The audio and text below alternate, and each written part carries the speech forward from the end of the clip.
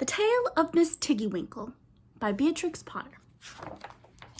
Once upon a time, there was a little girl called Lucy who lived at a farm called Littletown. She was a good little girl, only she was always losing her pocket handkerchiefs. One day, little Lucy came into the farmyard crying. Oh, she did cry so. "I've lost my pocket handkin. 3 handkins and a penny. Have you seen them, Tabby Kitten?" The kitten went on washing her white paws, so Lucy asked a speckled hen, "Sally Henny Penny, have you found 3 pocket handkins?" But the speckled hen ran into a barn, clucking, "I go barefoot, barefoot, barefoot."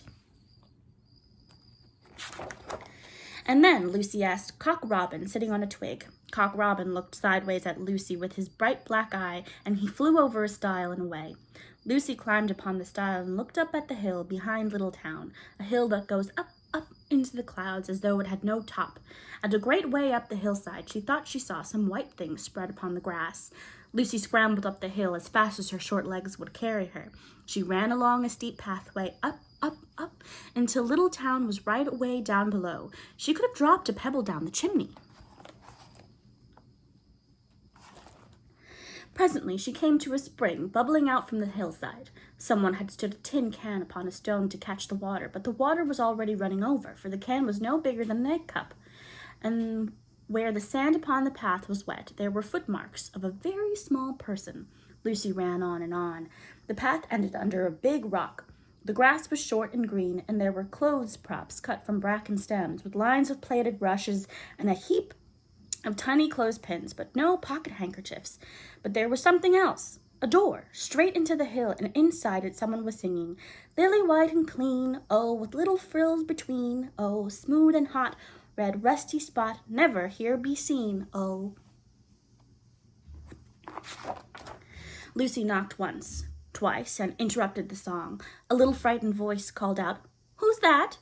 Lucy opened the door, and what do you think there was inside the hill? A nice clean kitchen with a flagged floor and wooden beams, just like any other farm kitchen, only the ceiling was so low that Lucy's head nearly touched it, and the pots and pans were small, and so was everything there. There was a nice hot, singy smell, and at the table with an iron in her hand stood a very stout, short person, staring anxiously at Lucy. Her print gown was tucked up, and she was wearing a large apron over her striped petticoat. Her little black nose went sniffle, sniffle, snuffle, and her eyes went twinkle, twinkle, and underneath her cap, where Lucy had yellow curls, that little person had prickles.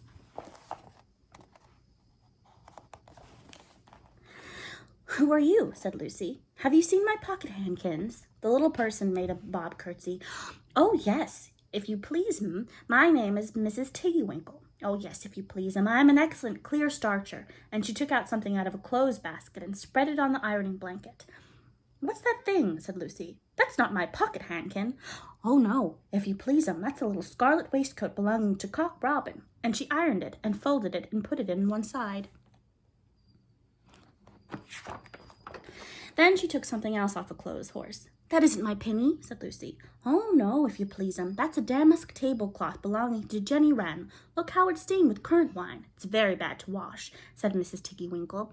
Mrs. Tiggy-Winkle's nose went sniffle, sniffle, snuffle, and her eyes went twinkle, twinkle, and she fetched another hot iron from the fire. "There's one of my pocket handkins," cried Lucy, "and there's my penny." Mrs. Tiggy-Winkle ironed it and goffered it and shook out the frills. "Oh, that is lovely," said Lucy. "And what are those long yellow things with fingers like gloves?" "Oh, that's a pair of stockings belonging to Sally Henny Penny. Look how she's worn the heels out with scratching in the yard." "She'll very soon go barefoot," said Mrs. Tiggy-Winkle. "Why, there's another hankersniff, but it isn't mine, it's red." "Oh, no, if you please, that one belongs to old Mrs. Rabbit, and it did so smell of onions. I've had to wash it separately. I can't get out the smell." "There's another one of mine," said Lucy. "What are those funny little white things?" "Oh, that's a pair of mittens belonging to Tabby Kitten. I only have to iron them. She washes them herself." "There's my last pocket handkin," said Lucy.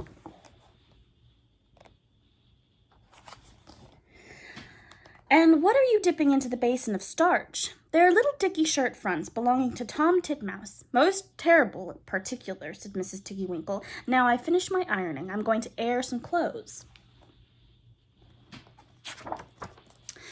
"What are these dear, soft, fluffy things?" said Lucy. "Oh, those are woolly coats belonging to the little lambs at Skeggle-Hill." "Will their jackets take off?" asked Lucy. "Oh, yes, if you please 'em. Look at the sheep mark on the shoulder. And here's one marked for Gatesgarth, and 3 that came from Littletown. They're always marked at washing," said Mrs. Tiggy-Winkle. And then she hung up all sorts of sizes of clothes, small brown coats of mice, and one velvety black moleskin waistcoat, and a red tail coat with no tail belonging to Squirrel Nutkin, and a very much shrunk blue jacket belonging to Peter Rabbit, and a petticoat, not marked, that had gone lost in the washing, and at last the basket was empty. Then Miss Tiggy-Winkle made tea, a cup for herself and a cup for Lucy. They sat before the fire on a bench and looked sideways at one another. Mrs. Tiggy-Winkle's hand holding the teacup was very, very brown and very, very wrinkly, with the soap suds, and all through her gown and her cap were hairpins sticking wrong end out, so that Lucy didn't like to sit near her. When they had finished tea, they tied up the clothes in bundles, and Lucy's pocket handkerchiefs were folded up inside her clean pinny and fastened with a silver safety pin. And then they made up the fire with the turf and came out and locked the door and hid the key under the doorsill. Then away down the hill trotted Lucy and Mrs. Tiggy-Winkle with the bundles of clothes. All the way down the path, little animals came out of the fern to meet them.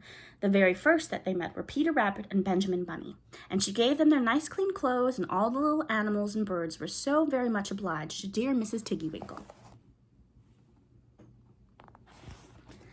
So that at the bottom of the hill, when they came to the stile, there was nothing left to carry except Lucy's one little bundle.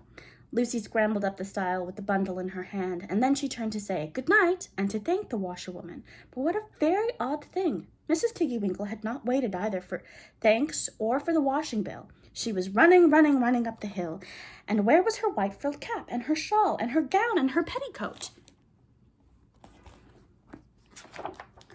And how small she had grown, and how brown and covered with prickles! Why, Mrs. Tiggy-Winkle was nothing but a hedgehog! Now, some people say that little Lucy had been asleep upon the stile, but then how could she have found 3 clean pocket handkins and a penny pinned with a silver safety pin? And besides, I have seen that door into the back of the hill called Cat Bell's, and besides, I am very well acquainted with dear Mrs. Tiggy-Winkle. The end.